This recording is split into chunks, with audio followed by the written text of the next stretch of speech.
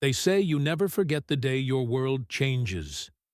For me, it was a cold morning in December 1941. I was 20, a small-town boy from Iowa with calloused hands and dreams of building homes, not destroying them. Then came the news, Pearl Harbor. And just like that, everything shifted. I remember my father's silence as we listened to the radio. He had fought in the Great War. He didn't say much, just looked at me with eyes that had seen too much. I enlisted the next day. Maybe it was patriotism, maybe fear, maybe a need to prove something, maybe all three. Basic training was a blur. Mud, sweat, shouted commands, aching muscles. I wasn't the strongest or the fastest, but I learned fast. I learned how to shoot, how to march, how to follow orders. But nothing prepares you for the moment you leave everything behind. On the train to New York, we passed golden fields and gray cities, waving children and teary mothers. Some sang to stay brave. Others stared out the window, quiet and afraid. I kept a photo of my sister in my jacket pocket, her smile reminding me why I had to come back. We boarded the ship to Europe under a pale sky. The sea was angry, as if it knew what we were heading into. I stood at the railing, staring into the mist. Behind me was everything I knew. Ahead, war. We landed in Liverpool under rain-heavy clouds. Everything was gray. The sky, the water, the buildings. Even the uniforms of the British soldiers who greeted us looked tired. It was January 1944. D-Day was still months away. But we didn't know that. All we knew was that the real fight hadn't even begun. They sent us to a training camp in the English countryside. Cold, wet, and endless mud. But it was quiet, too. The kind of quiet that lets your thoughts get too loud. Some nights, I lay awake in my bunk thinking about home, about Ma's apple pie, about the way the porch creaked in summer, about what I would do if I didn't make it back. Our unit trained hard. We learned how to storm beaches, how to dig foxholes, how to stay alive when everything wanted you dead. My best friend became a kid from Boston named Riley. Loud, quick with a joke, always whistling. He made the days bearable. Said if he was going to die, he'd do it with a grin. I believed him. Then came the letter. Orders. We were part of something big. Something called Operation Overlord. We didn't know the name then. Just that we'd be the first wave on a beach. In France, called Omaha. The officers didn't sugarcoat it. They told us the truth. Some of us wouldn't come back. I sat alone that night, holding my helmet in my hands. My fingers trembled. Not from the cold. Fear had its own kind of chill. I prayed. Not for victory, but for courage. For the strength to do what needed to be done. And when morning came, I stood with my brothers, ready. They say war is loud, but before the bullets fly, it's quiet. So quiet it crushes your chest.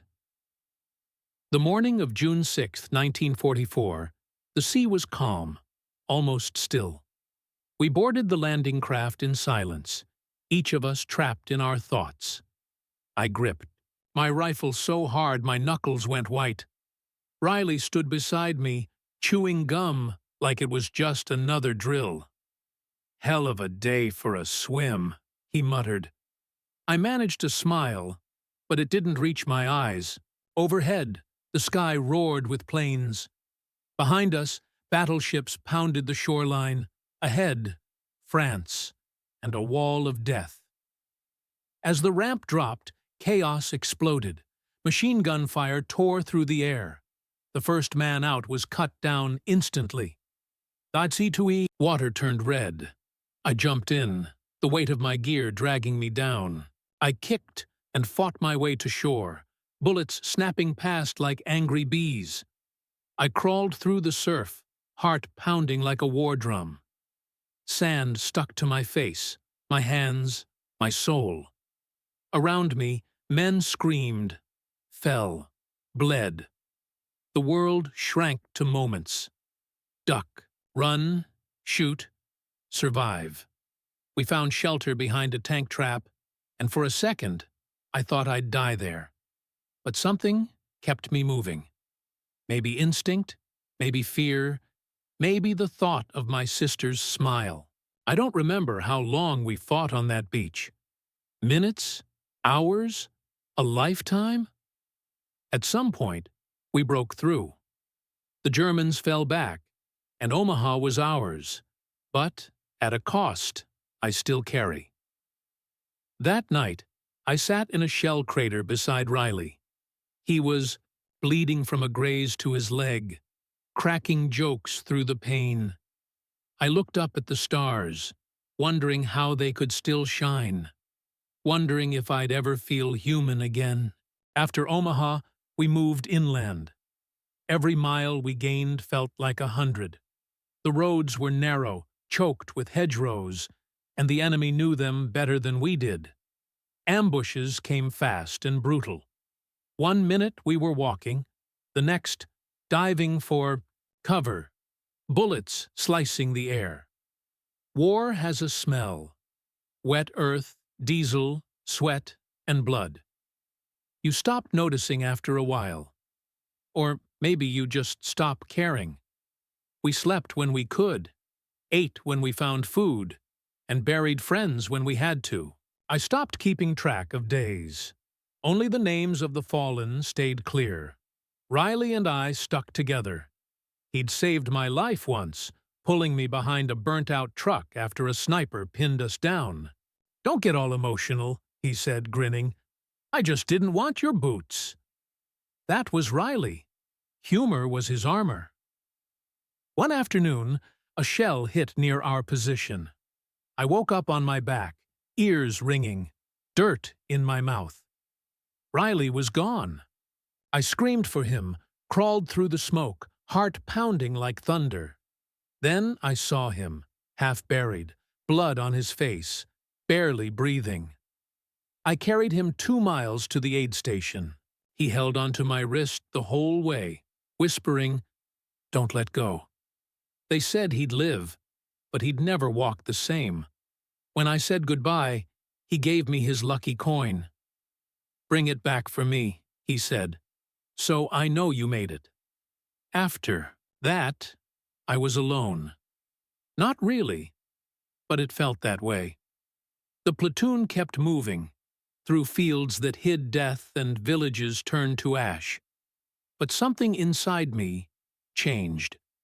I wasn't fighting for countries or generals anymore. I was fighting for them, for Riley, for the ones we lost, for the ones who couldn't go home. We reached a village called Saint-Lô, or what was left of it. Rubble, fire, the stench of war thick in the air. The Germans were dug in deep, and every street was a trap. We moved from house to house, clearing rooms where families had once laughed, lived, died. That night, I saw my reflection in a shattered mirror. I barely recognized the man staring back, eyes hollow, grime covering every inch of my skin. There was a moment, brief and sharp, where I wanted to run, just vanish into the trees. But I didn't. We never did. A boy in our unit, Peters, had just turned 18. Too young for what we were doing. He kept a notebook filled with poems and letters to his mother. One morning, as we moved through the ruins, he stepped on a mine. There was a flash, then silence. We buried what we could find. I kept his notebook. That night I couldn't sleep. I sat near the edge of the village, watching smoke rise into a starless sky. Everything felt so far away. Home, peace, even God. But I remembered something Riley once said. In war, you don't survive because you're brave. You survive because someone next to you refuses to let you die alone. We pushed forward, inch by inch, through France, into Belgium. Every step cost something, a friend, a piece of ourselves, and still, we marched. Not because we weren't afraid. We were. Every day. But we had each other, and that was enough. I kept the coin Riley gave me close, pressed against my chest under my shirt.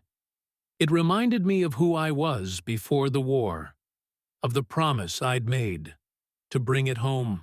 By December, we were in the Ardennes. Snow blanketed the forest like a lie, quiet, soft, hiding what waited beneath. The Battle of the Bulge had begun. We were surrounded, outnumbered, cold to the bone. Supplies ran low. Hope ran lower. Frostbite crept into our boots. The ground was too hard to dig proper foxholes, so we crouched behind logs and frozen earth, trembling not just from cold, but from what we heard in the trees: German tanks, artillery, voices yelling in a language we'd learned to fear. I remember one night in particular. It was silent, except for the occasional crack of a branch under someone's foot. Then came the flares, green light falling like snow, and everything exploded. Mortars rained down. Men screamed. The air smelled of metal and death. I crawled. To cover. Blood in my ears from the blast. Next to me, a young medic named Alan was trying to stop a man's leg from bleeding out. No panic. No fear in his eyes. Just focus. He never looked up, even when bullets tore through the trees around us. I never saw him again after that night. The days blurred.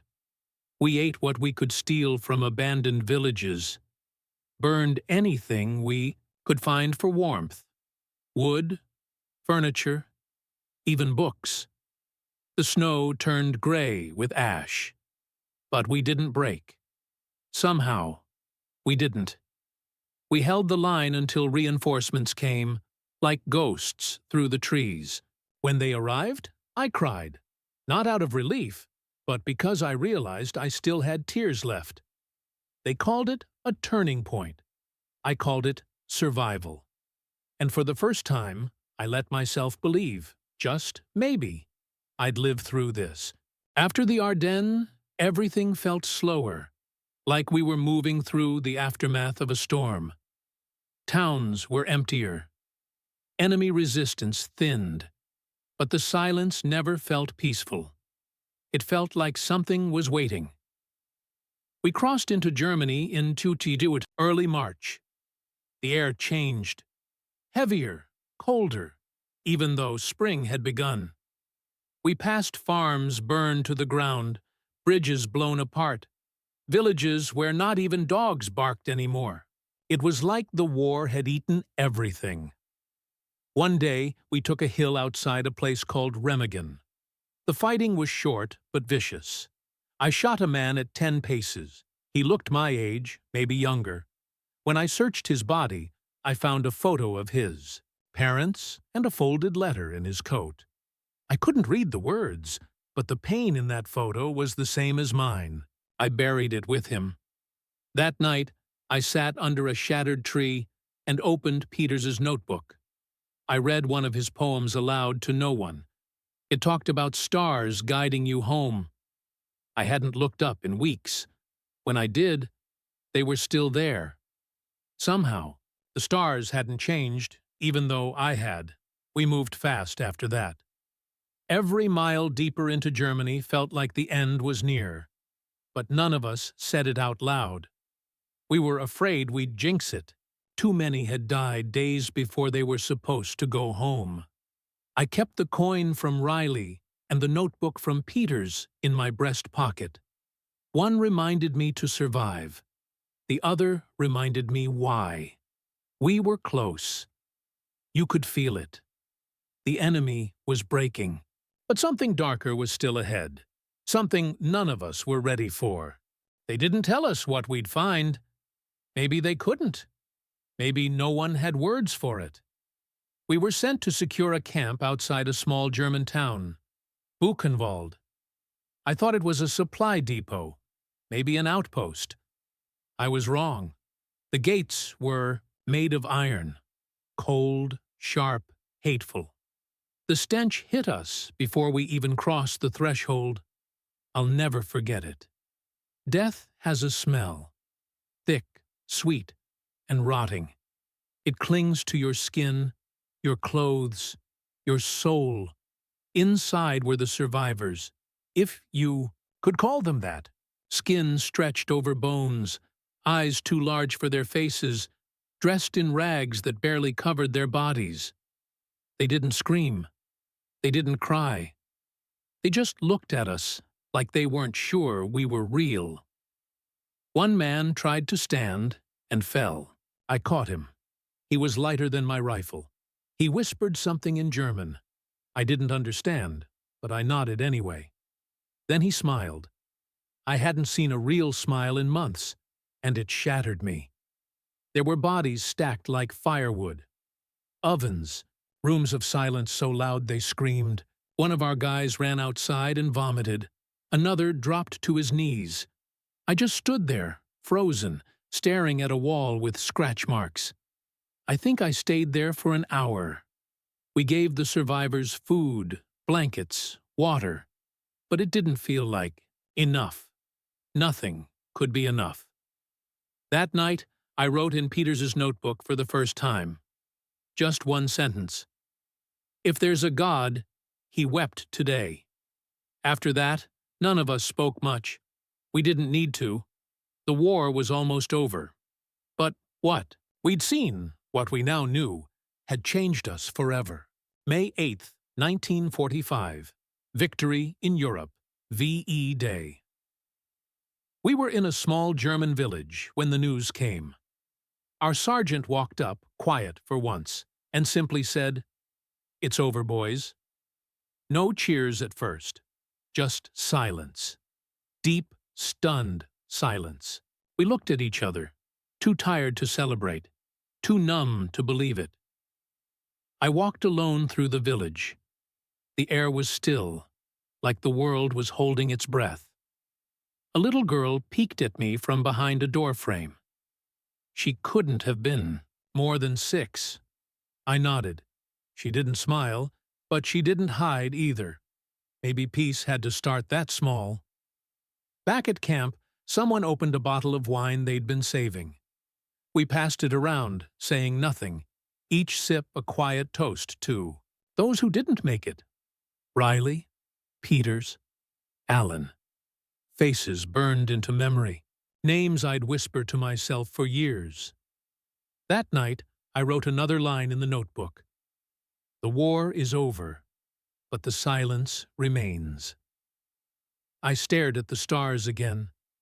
They looked the same as they had before the beaches, the bullets, the blood, but I wasn't the same. None of us were. We got orders to pack up. Some would go home soon. Some would stay for cleanup, rebuilding, keeping the peace. I didn't know where I'd go next. I just knew I had to go back, to faces that had waited, prayed, hoped I'd return. Before we left, I went back to Buchenwald. I needed to. I stood by the gate one last time and promised I'd tell what we saw, that I wouldn't let the silence swallow the truth. The war was over, but a different battle had just begun, the one inside me. When I stepped off the train back in Iowa, the world felt too quiet, too clean. People clapped, waved flags, hugged strangers, but I stood still on the platform, unsure how to move through a place that hadn't changed. When I had, my sister was there. She ran to me, crying, hugging me so tight I thought I might break. I didn't cry. Not then. I just held on and whispered, "I made it." She didn't let go for a long time. Home was strange. The porch still creaked. The apple pie still tasted like heaven. But I couldn't sleep without hearing gunfire. I couldn't walk down the street without checking rooftops. Crowds made me nervous. Loud sounds made me flinch. Neighbors asked questions. How? Was it over there? Did we win? Did I see action? I nodded, smiled, said it was hard. But I never told them about Peters, or the boy with the letter in his coat, or the shadows in the forest. I didn't know how to explain any of it. Riley wrote me from the hospital. His leg was gone, but his spirit wasn't. He cracked the same dumb jokes. Sent me a photo. Him with a nurse, grinning like he'd won the war himself. "I want my coin back," he wrote. I smiled for the first time in weeks. I carried that coin everywhere, rubbed it between my fingers whenever the memories crept in. It reminded me I wasn't just a soldier. I was a survivor. And survival came with a responsibility. To remember, to speak, to live fully for those who couldn't. One night, I finally cried. Quiet. Alone. Not for the war, but for what it took, what it gave, and for the chance to come home when so many never would. Life moved on. People married, built homes, had children. The world wanted to forget the war, to box it up, bury it deep. But for us, it never really ended. It lived in our bones, in our dreams, in the quiet moments when no one else was watching. Got a job working construction.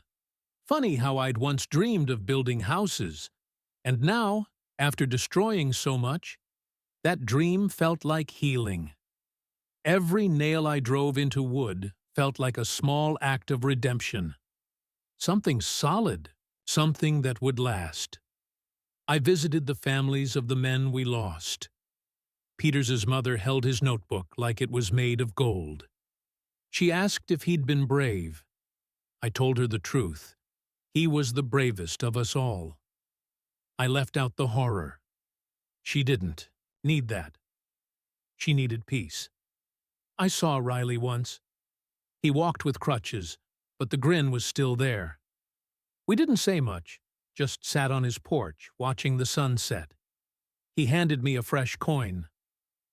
"For the next war," he joked. I told him I hoped there'd never be one. We both knew better. Some nights, I still woke up reaching for my rifle. Other nights, I dreamed of St. Lo, of the beach, of hands reaching out from smoke. But I also dreamed of stars, of the boy who wrote poems, of the man I carried in the snow, of the little girl behind the door in Germany. I learned to live with the weight, not escape it, just carry it. Like we carried each other through the worst days of our lives. That's what soldiers do. Not just in war, in everything after. Wasn't whole, but I was alive, and that had to mean something. Years have passed. My hair is gray now, my hands slower, but the memories remain sharp. Time didn't erase them. It softened the edges, made them easier to hold without bleeding. But they're still with me, every single day. Sometimes people ask why I talk about it now. Why, after all these years, I finally tell the story. The truth is, I kept it quiet for too long. I thought silence was strength. I thought forgetting would mean peace. But silence is heavy. And forgetting is a kind of death. So I tell the story. I speak the names of Riley, Peters, Allen, and all the others who never made it home. I tell their stories because they can't. Because they mattered. Because somewhere out there, Someone needs to know what they gave, what it cost. I take out the coin Riley gave me. It's worn smooth from years in my pocket. I take out Peters's notebook. The pages yellowed, but still full of his words. I read one now and then, and when I do, I swear I can still hear his voice. War teaches you what matters. Not medals, not parades, but moments, small, human, unshakable. A friend's laugh in the mud, a stranger's hand in the dark, a sunrise after the gunfire stops. I'm not the same man who left for war all those years ago. That boy from Iowa is gone. But the man who returned, scarred, grateful, carrying both pain and pride, he has something to leave behind. Not just a story of war, but a story of survival, of brotherhood, of the quiet courage it takes to live.